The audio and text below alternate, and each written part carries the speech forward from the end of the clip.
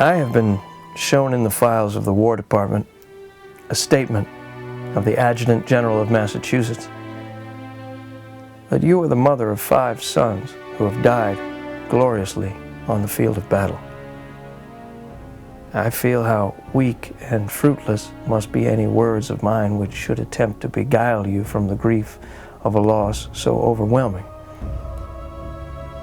But I cannot refrain from tendering to you the consolation that may be found in the thanks of the Republic they died to save.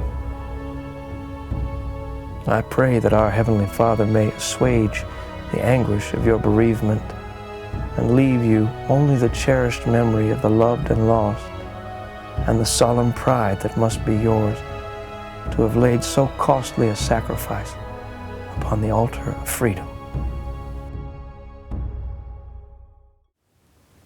In May of 1863, the 2 principal armies, followed by the Northern Press, the Eastern Army under General Hooker and the Western Army under General Grant, were positioning themselves to score 2 great Union victories.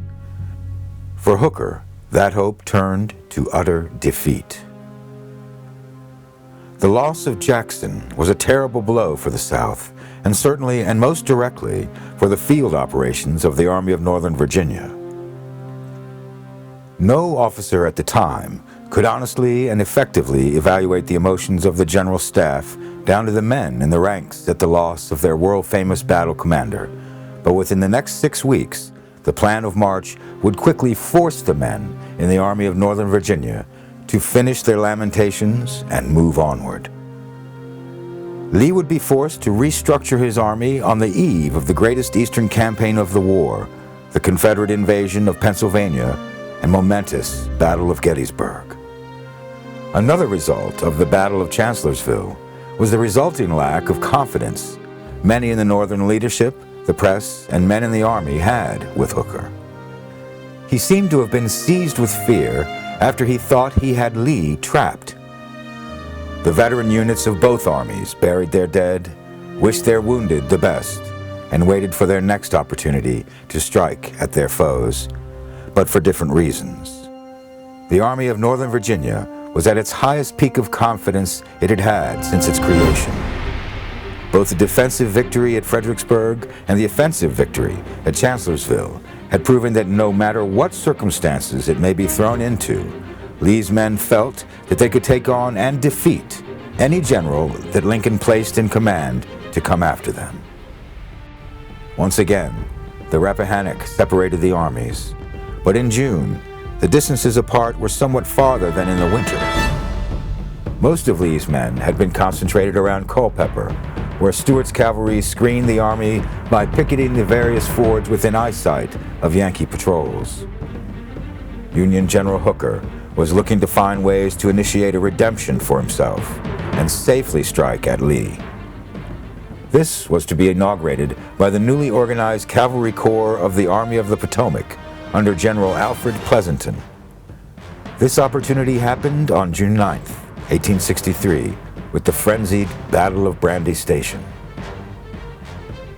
Pleasonton was ordered to hit Stuart, and although an unrealistic objective, he was to perhaps cripple or run off Stuart's force, opening a clearer road in the upcoming series of marches against Lee.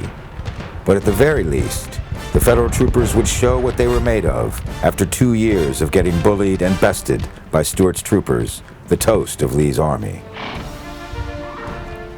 The Federal strike force of 11,000 men, with some infantry supports, shoved many of Stuart's brigades around in the early portions of the fighting. The Union cavalry came very close to pushing right up on the Confederate cavalier himself and taking him prisoner. Stuart was clearly caught off guard by the branch of service that the Army of Northern Virginia may have often chuckled over in the past, the Federal cavalry. Brandy Station changed that perception. All types of cavalry fighting took place around the former Confederate headquarters, stables, and parade fields. Regiments charged regiments and fought saber to saber.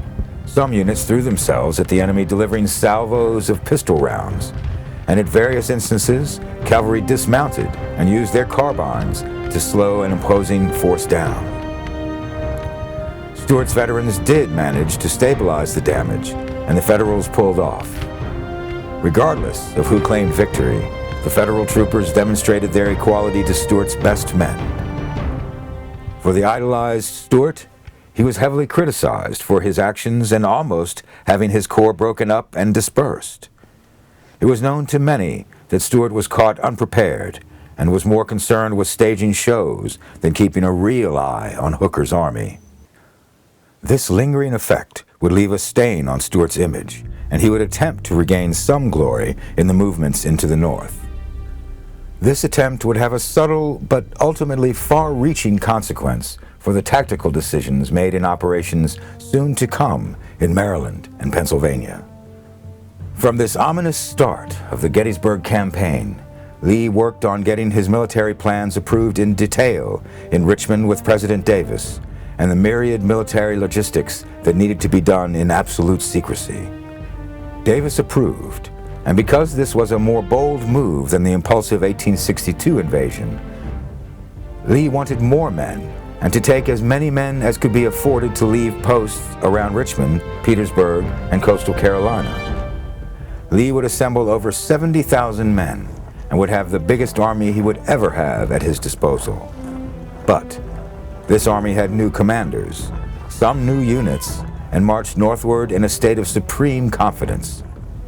The Army of Northern Virginia was well armed, well uniformed, and rather well rested on the eve of this march, unlike the previous Maryland campaign.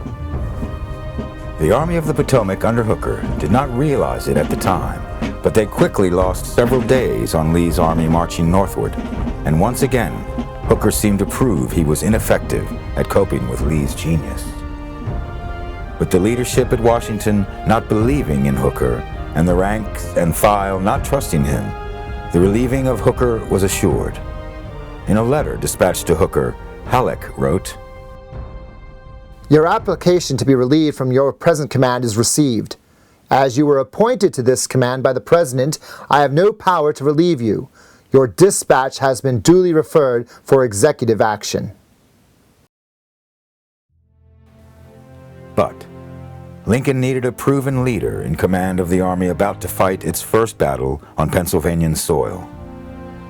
The choices were various, and by this point, in the career of the Army of the Potomac, there were issues of seniority, competence, and who the men would follow. Ultimately, the choice would become Major General George Meade, commander of the 5th Corps. Meade was an old regular officer with a solid reputation as a field leader on the division and corps command. More than that, he was a Pennsylvanian and was generally respected by his fellow officers. General Meade, at his headquarters just outside Frederick, was awakened from his well-deserved sleep on June 28th and was notified of his new post. He wrote in a letter to his wife,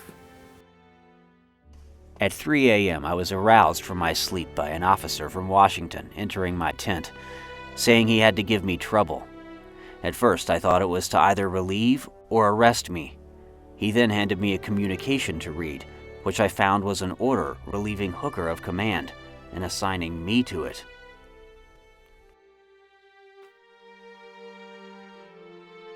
Thanks for watching. If you'd like to help us produce more compelling historical content like this, please like, comment below, and share this video with fellow history buffs. And of course, be sure to subscribe to help keep history happening.